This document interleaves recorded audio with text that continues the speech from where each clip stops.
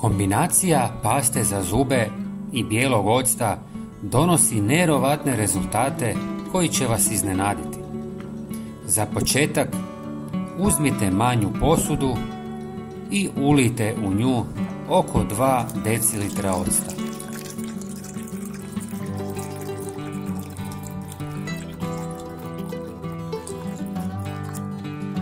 Zatim dodajte otprilike 5 cm paste za zube.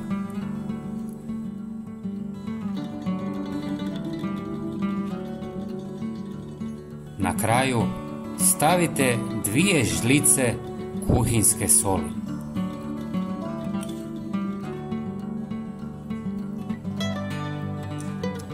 Dobro promiješajte sve sastojke.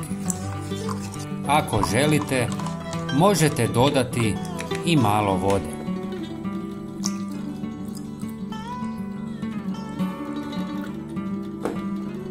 Smjesu potom ulijte u praznu bocu od soka ili špricaljku.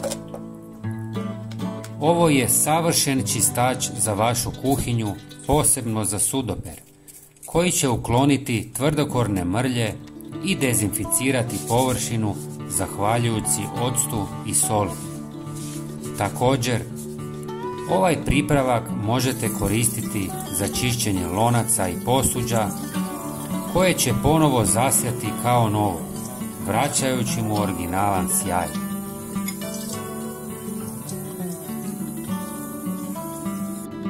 Ovaj univerzalni čistač također je odličan za kupaonicu i WC, pružajući temeljito čišćenje. Ako vam se svidio ovaj video, podijelite ga s prijateljima i pretplatite se na naš kanal. Potpuno je besplatno. Hvala vam i pozdrav!